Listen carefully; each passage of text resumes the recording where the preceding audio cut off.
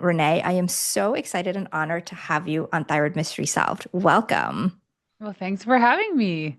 Of course, I love bringing people together from all different walks of life. And I especially really love opening conversations about things that many health podcasts really don't, because healing isn't just about biochemistry. I mean, yes, of course, that's important, but I don't like to define myself and others in our community as just someone with Hashimoto's, right? Because we're so much more than that. And whether we've been struggling with health issues for years or it's something that's more recent, there's so much more to us. And that's what was happening with Sarah, too. So I'm really excited to dive into everything with you because I think so many people that are listening today don't just want to feel better physically, but they want to be fulfilled. And I mean, honestly, I think that it goes both ways, right? When we're fulfilled, and it actually helps our nervous system and it helps us to heal.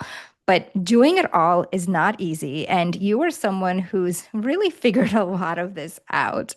And so I don't typically start with the story when I do my shows, but I think in this case, it would be really, really helpful. So can you first share your story, how you overcame burnout, how you were committed to yourself and your values, and where you are Yeah. today? Well, first of all, I have not figured it out. It's like every stage of life, you think you get to this point where you figured it out, and then someone moves the goalpost.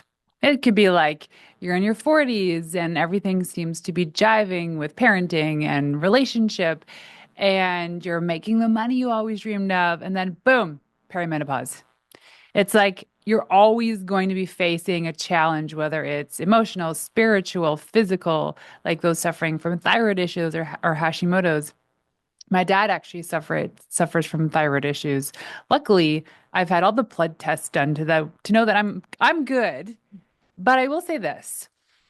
I've always had stomach issues, like gut issues, ever since I was a baby. But going into grade school, like grade 4 and 5, I was hospitalized. They thought I had Crohn's disease or colitis. They couldn't figure it out. This was like the 80s, right? In the 80s, when they didn't have a diagnosis, they're like, oh, you'll grow out of it. And I never did. I never grew out of it, but what happened was we became more aware of what could cause these symptoms. So they thought maybe I was celiac or had a dairy allergy or something. So I just by default started cutting out certain things in my life and it got better, but it never went away. And to this day, I still have issues like sensitive stomach and whatever. Like I know how to get through the tough days and the tough weeks.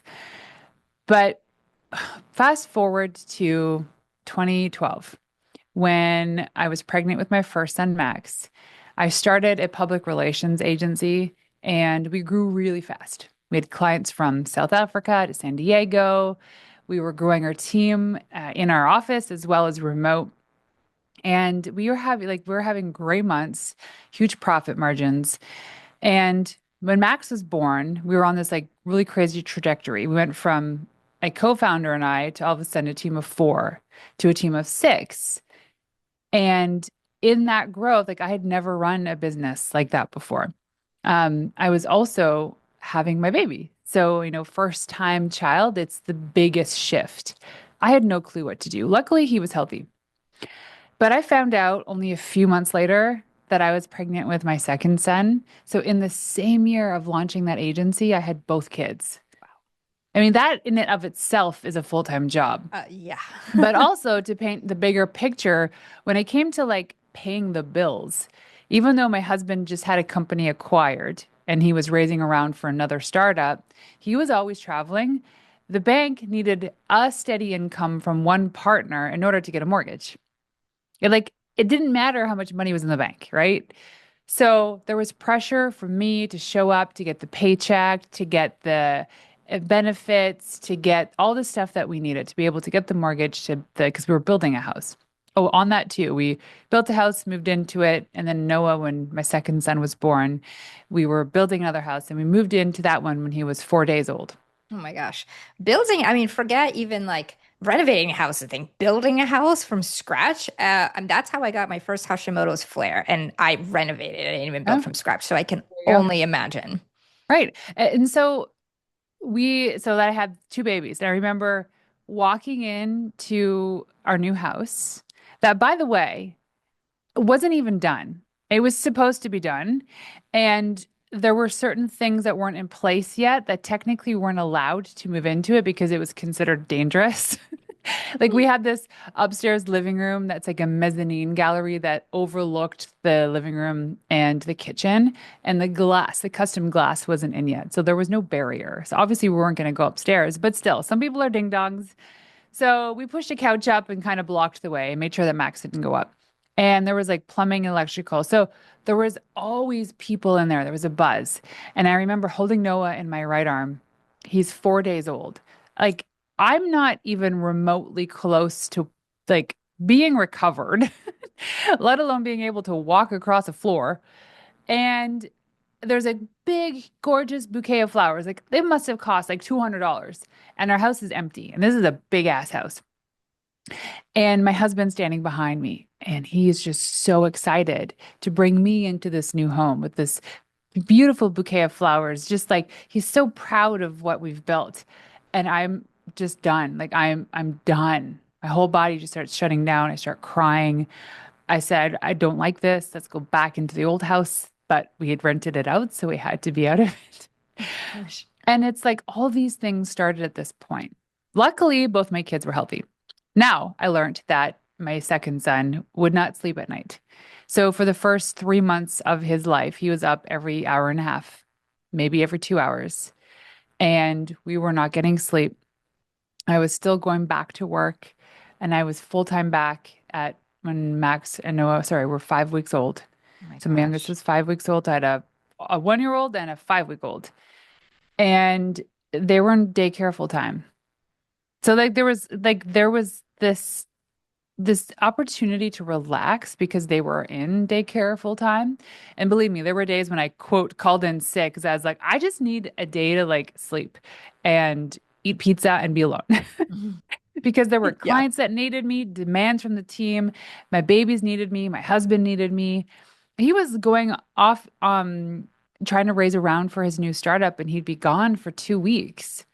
And I was doing all this by myself. We had a cleaning lady come once every other week for like 2 hours. There was no support. It was the opposite of actually bringing your kids into a healthy environment because I was Wow. so burnt out. And all of this, we started to notice the need for help. We started to make the money where we could hire help. So we hired our cleaning lady, Shannon at the time, came in on Tuesdays. She was there for like 4 hours. Then I asked her, hey, could you come in for 6 hours and do our groceries? Sure enough, yep, no problem. And then I asked her, could you do 8 hours? Mhm. Yep, sure. So we got her for the whole day. And then I said, wait, can we just divide you up Tuesdays and Fridays? Could you come both days? And can you do meal prep? So I just started asking for this help. Never thought I deserved it. Never, ever thought I deserved it. So there was also Mm. this incredible guilt. And I was what you would call skinny fat. So I'm a 6 foot tall woman. And I would just like every morning just chug gigantic coffees and eat like buttery bagels and never balanced a meal. And I was completely burnt out to the point where there was one day my car was parked in the garage and I was backing out to go for our team offsite. And I backed my new car into my husband's new car and smashed the whole front of his car, back of my car. His headlight was on the neighbor's lawn. And I knew at that moment that something needed to change. And that's when it all slowly started. It was the asking for the help. It was building the systems. It was being okay with knowing that I'm not the one that's supposed to be doing this all. We started a family playbook, which was, in essence, it was a Google document. And it was all like the doctors, the educators, the chiropractors, the plumbers, like any person in our life that helped us do something it was created a standard operating procedure for our household. And then we created systems around that. And here's where it actually the biggest part and where it turned for the good was not distinguishing between like a man and a woman's role in our society and like what's expected of us, but actually who's energetically available for the things that needed to get done. And Mm. let me explain. I woke up early in the morning. That was just easier for me. So I would deal with the boys in the morning and I would get them ready for daycare and I would drop them off at daycare or the bus stop. My husband would pick them up. And I said, this works for me because I want the mornings and I have more energy in the mornings. But at the end of the day, I just can't serve anybody. Um, just like we thought about like every possible system when we looked at what we did successfully in our business, how do we apply that at home? And it was a concept that was absolutely absurd to a lot of people. Like family members thought, how could you do that?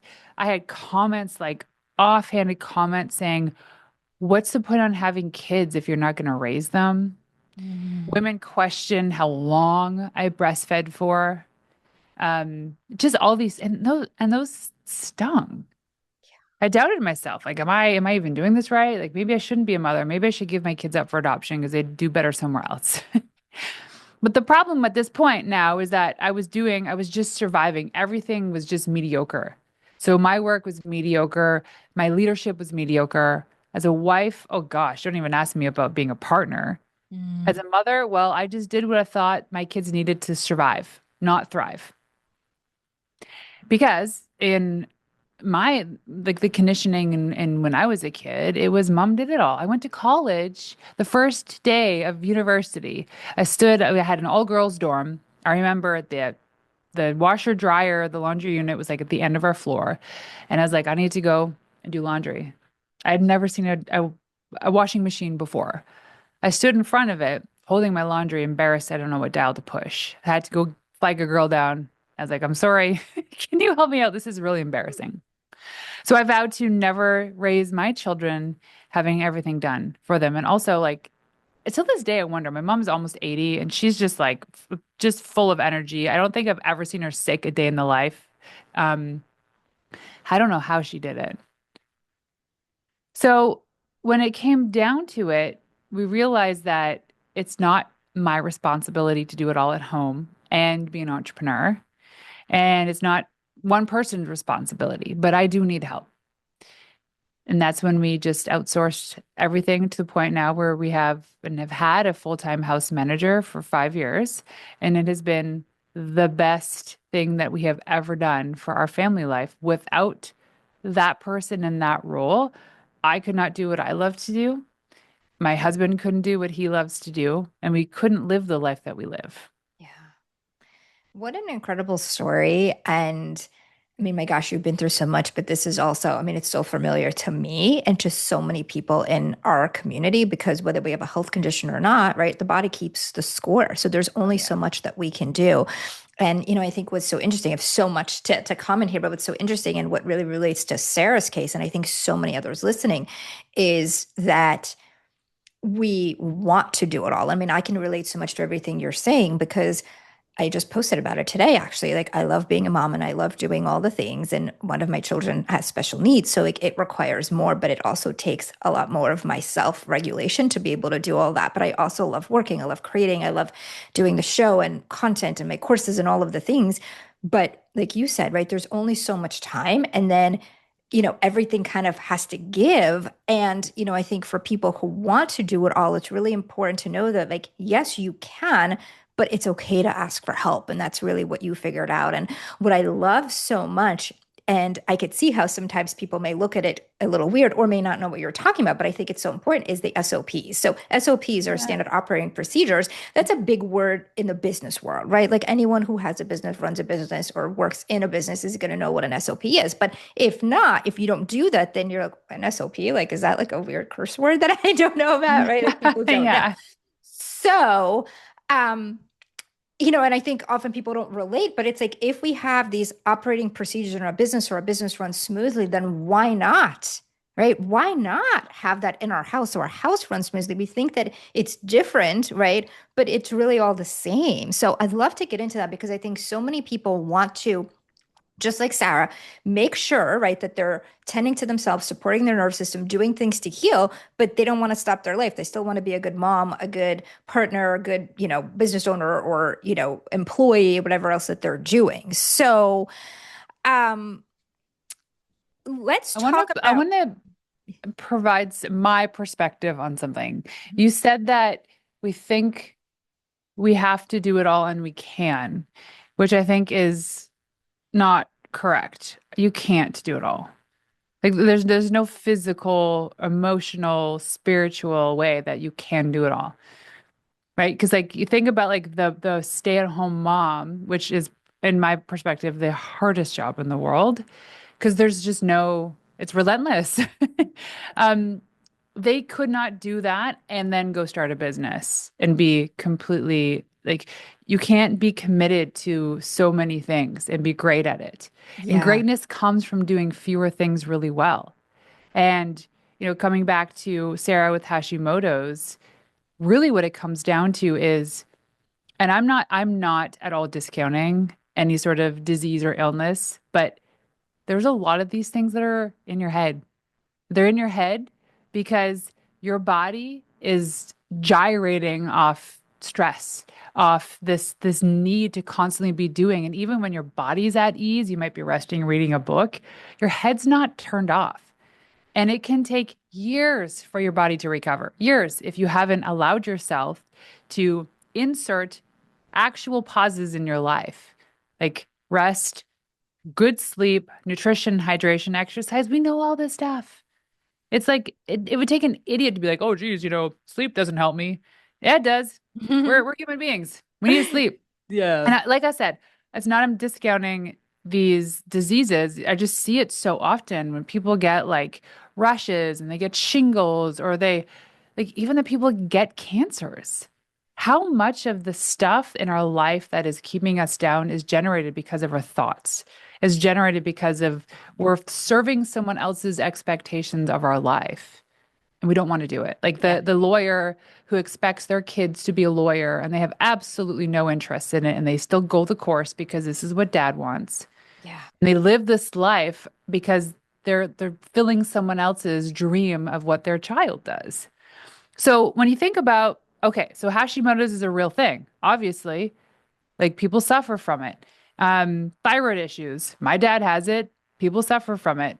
The symptoms of these things are real. And you even talked about when you got a flare up moving into building a house. So when you think about how can we minimize the risk of feeling like crap every single day, what is really involved here? What's involved is putting your mind at ease. And when that's like the foundation of a good life, because you're thinking, okay, you've already got the hydration, nutrition, exercise, and sleep, what needs to be taken away or added to, like built on this foundation for you to live a life without any flare-ups or very few flare-ups? Right. That's what it comes down to. And when you take a 30,000-foot view at someone's life who has any sort of chronic illness, I do, you may call it IBS, whatever it is. I know when I start getting indigestion by way of it feels like someone's starting a fire in my stomach. It's because I'm stressed out. I know this now because I've done every possible test under the sun from colonoscopies, endoscopies, MRI, CT scans, ultrasounds, blood tests. And they're like, there's nothing wrong with you, Renee. So that is my body's way of telling me, slow the F down. So when I look at how did I get to here, feeling good, recognizing my symptoms, and seeing when that stuff starts to creep in, when I'm like starting to pop tums because my stomach is hurting, that's when I go, wait a second, this isn't right. And that's when I'm like, hey, could you take the night shift with the kids? Or listen, I'm going to go to the gym a little bit more, or I'm going to hang out with my girlfriends, whatever I know I need to rest my body. It's not about letting it get so bad that you can't recover or that it just takes forever. It's about recognizing that awareness about the moments when this stuff starts creeping in and you need to say, I need me right now. Yeah. And this is something that so many of us miss. And by the way, also, I'm so glad you brought that up and you said that it's and that we can't do it all. And I love you're saying that because it's, we could do it with the right support, right? With the right help. We can't do it all alone. And that was just a really good way to phrase that. So when we think about kind of going back to me, right? Us, ourselves, which is so important. Let's talk a little bit about boundaries. What are some of the most important boundaries for people to be able to put in place so that they know, oh, wait, things are happening, right? And it's really figuring out like that beginning part, like the spark, not when like the straw breaks the camel's back, but like the Yeah. spark that starts it. Think about the things in your life that you know are the biggest game changers for you. For me, it's sleep. Some people can operate off like 5 hours of sleep and still be fine. For me, it's sleep, Me too. and exercise. 100%. So what do I do to protect that?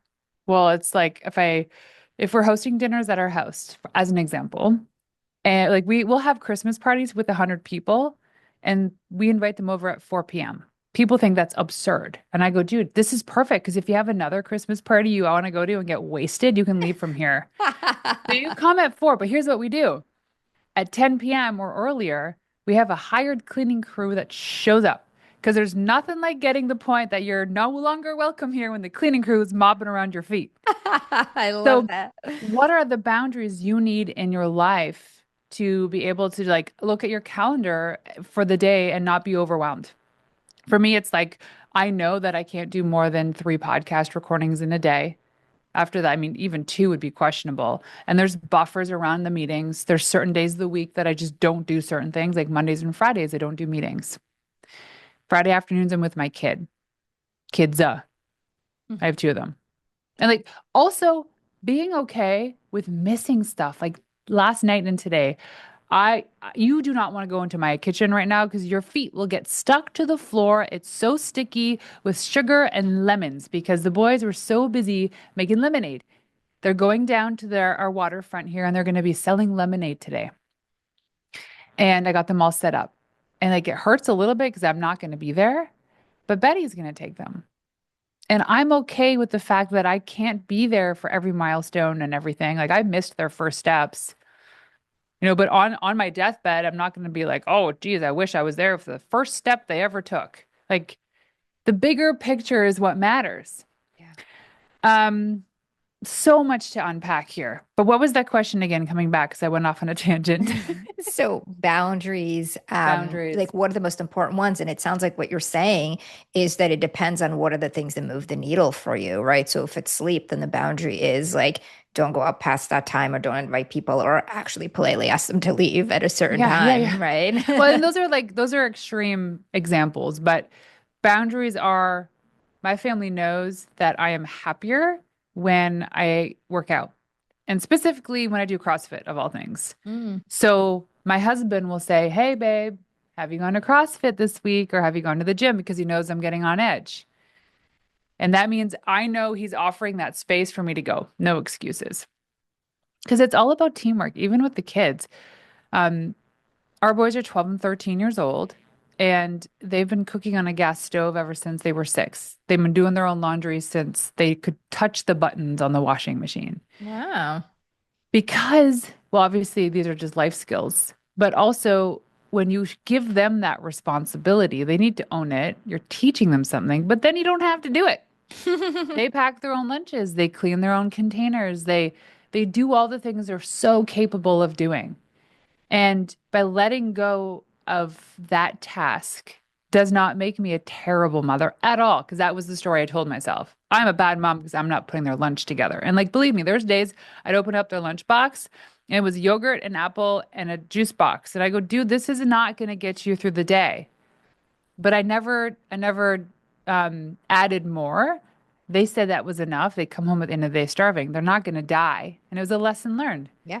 Then they're like, oh, I need to put more in tomorrow. But that's like one thing in terms of delegation too. It's like, oh my gosh, I have the most exquisite assistant. Her name is Morgan. She just gets it. She's been with me now for like 2.5 years, maybe more. Anyway, when I got comfortable delegating was when the switch just happened.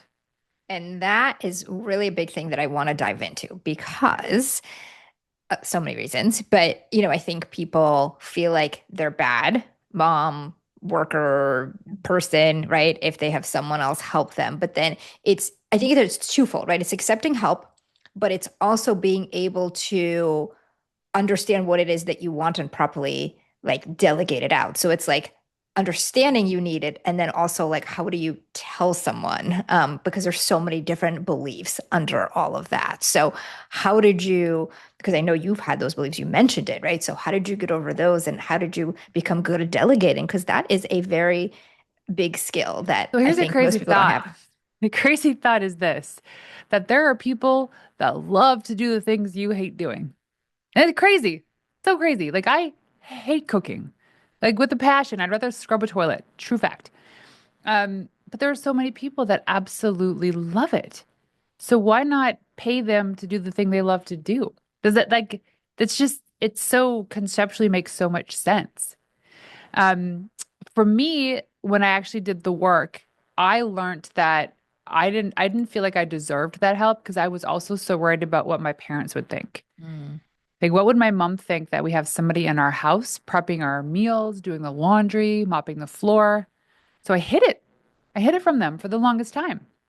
I also hid our success from them. Like, we have supercars and a private jet and we live a beautiful life. I get that. And for the longest time, I couldn't even share that with them because they're like, they made these like passive aggressive comments like, oh, must be nice. Or, you know what? One day I just sat them down and I go, yo, this is my life. Okay. I know as a parent, all you want from me is for me to be happy and healthy. I am happy and healthy. I live a different life. We have different values. And I appreciate the way that you raised me. But I'm not going to do things that way. I need you to know this is the life we're going to live, and we want you there with us. So you can either accept it, but I'm not going to accept those stupid snark comments. No more. And here's a list of things you're no longer allowed to say. And how did that conversation go? They're fine. They're like, thank you. We didn't even know we did that. I'm so sorry we made you feel this way. Hmm. So a lot of the times when we look at this stuff, like there's probably listeners that are like, oh my gosh, must be nice, or I wish, or I can't afford that. Yeah, you can. You can, because you can't afford not to. And I'm talking about, there's actually an episode on my podcast where I interviewed Jillian Harris, and she talks about how she uses Siri. I can't say it out loud because she's probably going to, oh, she went off. Oh, mine just went To organize your day. And like I use Voxer to chat with my assistant. I'll be like, hey, could you message so and so I'm going to be late? Or you can do shared grocery lists with someone who comes to clean your home. Why don't you ask that person, hey, listen, I hate the grocery store. Could you just do that? We'll pay you extra for your gas and your time. And you can get an app called Listonic, and essentially you build these like shopping lists together, and they get notified when you add something and vice versa. So on the days they come to clean, they show up with all the groceries you need for that week or those few days. So you think about how can you optimize your week and your day to actually be focusing on the things you love to do. Anybody can afford something. You can even hire the kid up the street, the 14-year-old boy who wants to make an extra $20 a week. Create a list of to-dos and they'll show up. Yeah. You have to get creative. You have to know that your boundaries mean that you're breaking a pattern. Your boundaries mean that you're doing something that's unexpected, that's probably not some people won't approve of it, like friends and family. And at the end of the day, you know what happens? You end up inspiring so many more people because they never even knew it was an option. I never even thought to ask our cleaning lady to do our groceries because I thought that was two separate tasks. But why not? They're already passing the grocery store on the way here. They just got to go 30 minutes early because they have a list. They know where everything in the store is, and then it's done. Yeah, Right? So the absolutely. boundaries for me are protect my sleep. And my sleep routine starts at noon, which sounds absurd. It just simply means no caffeine after lunchtime. And then we follow a 4-3-2-1 protocol at home where we don't have any sort of emotional conversations 4 hours before bed. Mm. Stop eating 3 hours before bed. Turn off electronics 2 hours before bed and take my last sip of water 1 hour before bed. And that I way your love that. body's ready to go. So simple. It is Anyone can simple. do that. Anyone can do Yeah, that. but nobody will. I Mm. guarantee you. They won't because they're going to be on their phones like this. They're going to be watching a show. They'll say, but Renee, that's how I relax at night. I watch Netflix before I go to bed. That's great. That's fine. So make sure you're wearing your blue light glasses. Or how about instead of doing that for 2 hours a night, you do it for 1 hour a night, and then you spend the last hour before bed reading a book with your husband or playing a board game. There's so many options. People refuse to break the pattern of what's comfortable to actually create a life where they feel great. That's true. Because, it's comfortable, it's routine, and it also honestly is numbing for a lot of people because after a day is done, they don't want to even try to have a conversation. They're just trying to numb out on whatever it is they're watching Yeah, or because they're consuming. also just so used to it. Yeah. So we talk about like this past week, we took all our kids' junk food snacks away and we took away all of their gaming devices just in one foul swoop. I didn't agree with it. It was my husband's way. I was like, you know what? Fine. We'll just do this. And we're on day 3 now or day 4. And it's a game changer because they're not even Now, how did they take asking. it when you first brought it up to Oh, the them? first 2 days were terrible. Horrible. It's kind of like if you're an avid coffee drinker and you stop drinking coffee, you're going to have a couple days of withdrawal, right? Like anytime you cut something out, you change something, and then it'll take another probably week or so for them to understand they're not getting those gaming devices back. Just because it's summertime doesn't mean you're going to be gaming all day, every day. So Right. now they're doing like lemonade stands and they're going over to buddies' houses more and they're just doing stuff and they're happier. They're happier. Now, sitting and like, going on Roblox or whatever game they play is expected for them. And they look forward to it because they can be tired and they can still do it, Right. but they don't get joy from it. It's like an addiction. They don't get joy from it. They get joy from being with friends. When I asked them, "What's your favorite part about gaming on Roblox?" or my son loves playing on VR, he's like, "I love when my friends join. Mhm. I love Go when I play can with play them. with my friends." I'm like, "There's the door, and it's Yep. sunny outside. Bye." So coming back to like the boundaries thing, it's your life. You can decide whatever the heck it is you outsource or you delegate or you don't. That's up to you. It's not your father's life to live or your mother's life to live or your husband or wife's life to live. It's yours. And if you're a decent human being with like even the tiniest set of balls, you can go and say and demand what you want. Yeah. And what about perfectionism? Because that's another big thing, That's right? When just we talk about that's just boundaries. an excuse not to do the thing. It's just an excuse not to launch whatever or to not delegate. I'll tell you this. I had little sense of perfectionism, thinking I'm going to delegate certain parts of my business or my home life. And I would like hover, like, oh, you're not going to do it the way I want to. Yes. Guess what happens? They do it better than you every single time. They do it more efficiently. They do it when it needs to be done. Like I used to always just default clean the kitchen after every single time I used it. On the weekends, I'd like clean the kitchen after breakfast, knowing that in 2 hours it's going to be lunch and no one's coming over and it's going to get dirty again. So my husband's like, well, why are you doing that? Why don't you just save that 20 minutes and go do something else and not worry about it? Because the kitchen's going to get dirty again. And it's true. It's like, and even when people come over, they're like, my friend Anita said it best. She was coming over for the first time and to see my house. And I apologized. I was like, I didn't have time to tidy up and it's a little bit of a mess. And she's like, Renee, how dare you live in your house? How dare you live in your house? And I said, thank you, because it's true. Like the perfectionism and like making sure everything is perfect before you start just means you don't actually want to do it or you're scared. And you're not supposed to know every step of the way. You're supposed to just take the first step. Yeah. Having your car detailed is another one. Like I know there's people that love mowing their lawns and washing their cars, but there's a lot of people that don't. And you can hire people to do that for you. And they always do it better. They always do it better. Yeah. Well, and I think, for people who, because a lot of times what comes up with people is, well, but I can't afford it, right? But it's like, but the hour you spend on it, you can do so much with that hour, whether that's for yourself to then heal yourself. So you spend less money on supplements and all the other stuff, right? Or, doing something for your work, whether you work for yourself or for someone else. And chances are you can hire someone for less than what you can make in that hour. Yeah, you have to be creative. So I hear two things all the time is I can't afford it, which is a lie they tell themselves. Like I said, the example, you could hire the kid up the street for 20 bucks to haul all that garbage out of your backyard, whatever it is. And the other excuse I hear is, oh, my partner's not on board for this. That's a good one. Yeah. Yeah. So it's always like, it always seems to be the wife because the wife has these beliefs that she has to do it all in order to be seen as a good mother or seen as a wife. Yeah. So how do And you go about when the partner's not on board? it's little things because I was once that woman. I was her. And it always just started by, okay, we'll just do one little thing. So like the one little thing was, how about in the winter, we hire somebody to shovel the driveway. That was it. And when we moved into a bigger house with the bigger driveway, I said, yeah, let's go.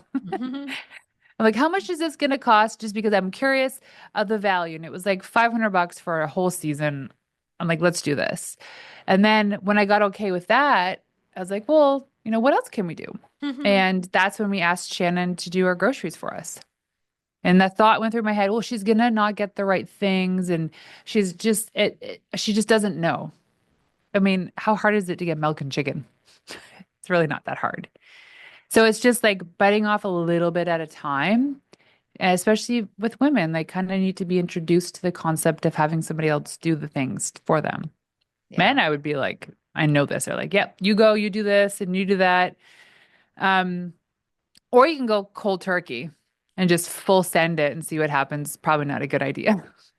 Yeah, that might be a little hard. I know for me, and I've gotten so much better at delegating over the years, but there's definitely this thought of, oh, but like I could do it better. But, it's like you said, you can't do it all by yourself. So you could do it better, but not everything. And eventually, like things are going to start to fall. Yeah, and the big thing that comes up too is you feel like you're undeserving of that help. You don't want to burden somebody else. So I think about like here at the studio, um, there are, I don't know, like 10 young guys. Like some of these are interns that got a job here. And Dan, my husband, was very clear about the role that they have is you're going to be on meetings where we're looking at possible companies to invest in. And you're also going to be asked to heat up my lunch and bring it to me. I just want you to know the two differing kind of energies. They're equally as important, all of them. And they're like, sure, no problem. And You so I know, see those boys like heating up the lunch and bringing it to him. And to think I could ask them to do the same thing because I didn't want to burden them. yes.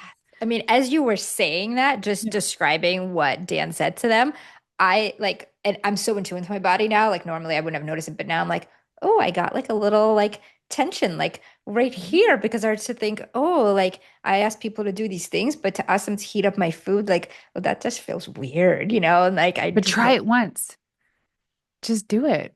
Like, because if you set the intention and you set it once, say, here are the things that I might ask of you, or can you do these things for me? And they say yes, then that negativity and that ick feeling needs to go away right away because they already expected to do it. They're already expecting you to ask. Now, if they don't want to do it, then they'll say that, or they'll say, hey, so and so can do it for you instead. But little things like that, because like in my mind, it's a break from the sitting down. And I go and heat up my stuff and I get to chat with the people in the studio. But there are days like today when I just need to be like, yo, because there's a big window here. I just got to wave and I go like, point at my lunchbox. And they know. They know. And it's not pretentious. It's not selfish. Like they're here to do the job, yeah. And I right? Those think for people, so many people, they think they're being selfish, like, but it goes back to what you said, the not deserving. Um, but yeah. most people also want to serve. So can you imagine the delight that these like 18-year-old kids have to heat up Dan's lunch, right? Or to just be of service. And that's the thing. If you're running a business or you're getting help at home, if you attract the right people, then they'll do anything for you. Yeah, that And is like very treat true. them well too. Like treat them really, really, really well. And then this is something that they won't even consider, an issue. Yeah. Yeah, no, for sure. And I think that's so important for everyone listening, whether you're getting help with work or help at home, like it's okay to ask for those things. And it's okay to actually even just think about, okay, what it is that you need, right? Because I think that's the first thing is like, what do you need help with? And be okay with the fact that you need help because you can't. That, and alongside that list, you write a list of all the things you absolutely hate doing and be real about it. Like, I don't like cooking, as I mentioned. So we have meal prep. There's a company called Lonnie's Meal Prep here, and we send them our macros Mm. and we just ask them, can you do this for us? And twice a week, they come with our meals for all of us. That's the stuff. And like no meal's the same. So Dan's eating something different than me. The boys are eating something different, but we still get to sit down as a family and eat together. Hmm. So you think Yeah. about like sitting down for meals with the families, like mom and dad cooked the meal or mom cooked the meal, and now we're all eating the same thing.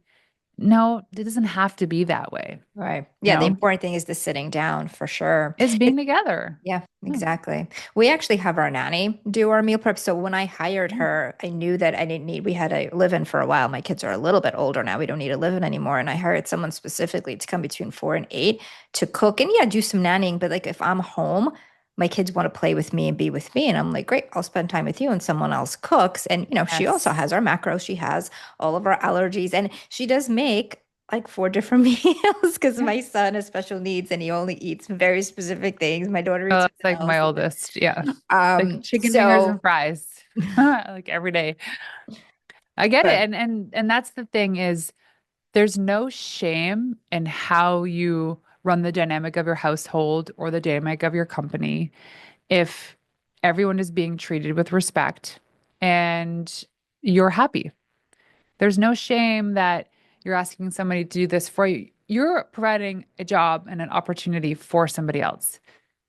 And from what I gather, just energetically, you probably have deep respect for that person and you treat them well. yeah, So they show up to a safe place to do a thing that they love to do and they get paid. That's a pretty good deal. yeah, yeah, yeah. And that's definitely the way to think about it. And I know you and Dan find, you do so many different things in terms of outsourcing. And I'm definitely working on some more of that. But I think for everyone listening, it's just so important to really see that concept, right? That like you can really like take back your time to then heal and to do other things because there's all these people to help. And that's it. You just ask for it. Like Yeah. I'll ask my kids too.